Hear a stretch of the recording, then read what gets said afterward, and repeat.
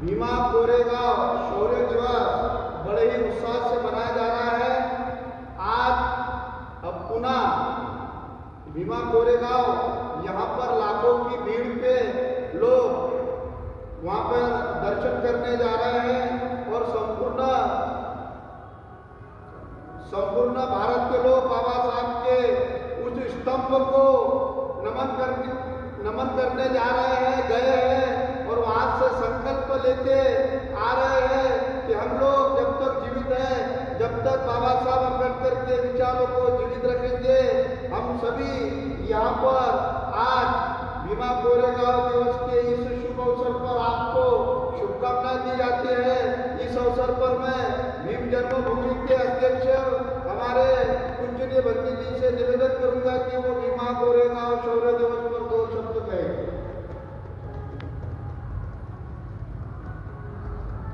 विश्व को शांति का संदेश देने वाले महाकारुणिक तथागत भगवान गौतम बुद्ध, परम पूज्य डॉक्टर बाबा साहब अम्बेडकर और इस देश में जन्मे हुए सभी महापुरुषों को त्रिवार वंदन करता हूँ और भीमा कोरेगांव में शहीद हुए हैं वो हमारे शूरवीरों को मैं उनको भी नमन करता हूँ, क्योंकि जो भीमा कोरेगांव में जो हमारे लोग शहीद हुए थे, जो हमारे शूरवीर थे, जो महार थे, उन्होंने जो 28,000 लोगों को इन भीमा कोरेगांव के हमारे 28 लोगों ने जो 28,000 को पेशों का कत्ल किया था, या हमारी जो आज़ादी से जो हमारे पुराने जमाने में हमारे आज़ादी नहीं थी, हमारे पीछे झाड़ू लगा हुआ था, गले में मटका लगा हुआ था और हमने देश में सरकार को बोला था कि हमारा मटका और ये झाड़ू हमारे गले से निकाल दो, हमको समानता का अधिकार देना चाहिए। लेकिन हमें समानता का अधिकार न देने के कारण हमारे जो भीम सैनिक हैं, उन्होंने अंग्रेजों के साथ मिलकर हमारी आज़ादी की लड़ाई लड़ी है। ऐसे शूरवीरों को मैं नमन करता हूँ और श्रद्धापूर्वक उनको श्रद्धांजलि अर्पित करता हूँ। जय भीम, नमो। साथियों, इसी अवसर पर मैं आप सभी का बौद्ध विहार निर्माण समिति के माध्यम से आप सभी का शुक्रगुजार हूँ, आभार व्यक्त करता हूँ कि आज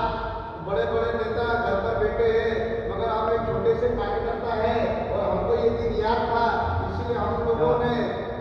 इस दिवस के अवसर पर एक छोटा सा कार्यक्रम रखा है। आप यहाँ पर आए हैं और आपसे उम्मीद करता हूँ कि हर साल भीमा कोरेगांव दिवस बनाना चाहिए, क्योंकि उस समय जिस तरीके से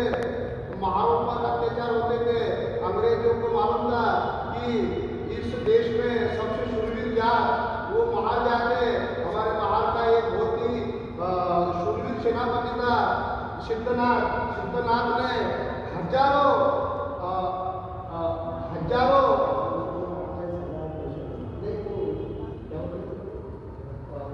पेशवाई, उस जमाने में जो पेशवाई की, वो हमको बहुत ही दरिद्रता के हिसाब से देखते थे, कुत्ते बिल्ली की तरह देखते थे। तो उन्हीं के छुआछूत को मारने के लिए, छुआछूत को हटाने के लिए, छुआछूत का विरोध करने के लिए उस समय अंग्रेजों को समझ में आया था कि इस देश में सबसे शूरवीर जात महार जात है। उस महार जाति को उन्होंने सैन्य में शामिल किया। उन 500 महारों ने उस अंग्रेजों के सैन्य में शामिल होकर उन गद्दारों को, जो हमारा हमेशा से हजारों सालों से शोषण करते आ रहे थे, ऐसे 28,000 पेशवाई को हमारे 500 महारों ने धूल चटा के उस स्तंभ को प्रणाम किया था, जहां बाबा साहब हमेशा हर साल